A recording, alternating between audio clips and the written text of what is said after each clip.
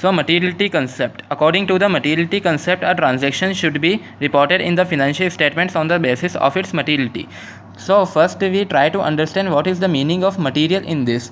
So material को अगर हम सिंपल टर्म में मीनिंग समझे या सिंपल टर्म उसे डिफाइन करें तो मटेरियल का मीनिंग होता है इंपॉर्टेंट या significant.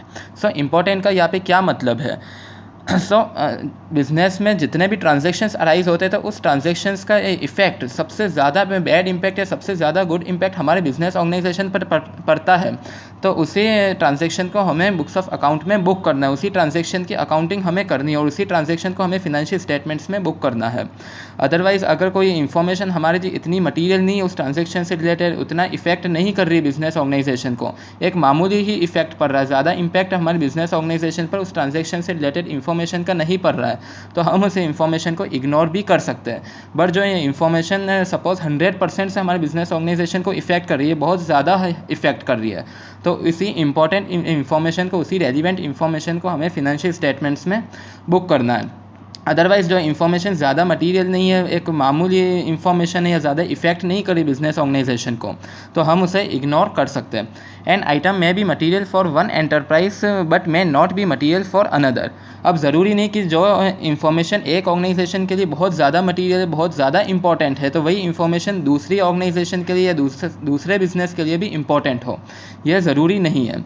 For example, expenditure bear by enterprise say rupees 1,20,000 is material for having a turnover of say rupees 1,50,000.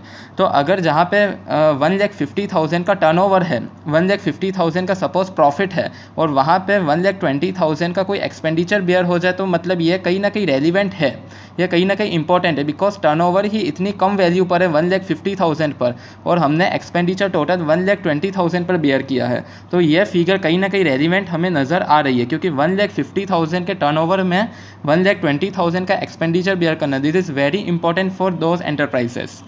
But it is not material for an enterprise having a turnover of से rupees 15 lakh. अब जहाँ पे 15 लाख का turnover है, 15 लाख पर के turnover पर business organisation run कर रही है और वहाँ पे अगर हम 1,20,000 का एक्सपेंडिचर बेयर करें तो बहुत मामूली बात है, इररेलीवेंट है इन्फॉर्मेशन, तो हम इस एंटरप्राइज के लिए ये इन्फॉर्मेशन को बुक ना करें तो भी चलेगा, इग्नोर कर सकते हैं.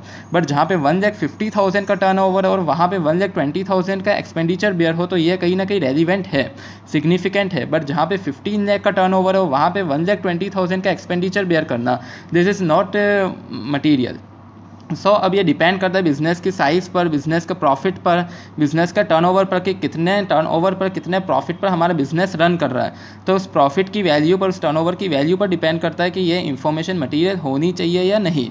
तो सो मटीरियलिटी कंसेप्ट यही गाइड करता है कि जो सबसे ज़्यादा इन्फॉर्मेशन हमारे बिज़नेस को इफ़ेक्ट कर रही है, सबसे ज़्यादा इफ़ेक्ट कर रही है, तो उसी इन्फॉर्मेशन को हम हमारे फिनेंशियल स्टेटमेंट्स में बुक करेंगे, जिसका इम्पैक्ट काफ़ी ज़्यादा पड़ रहा है हमारे बिज़नेस ऑर्गेनाइजेशन पर. लेकिन अगर जो इन्फॉर्मेशन हमारे बिज़नेस ऑर्गेनाइजेशन को ज़्यादा इफ़ेक्ट नहीं कर रही है, एक मामूली इफ़ेक्ट है, बिल्कुल ना के बराबर है, तो हम उसे इग्नोर भी कर सकते हैं.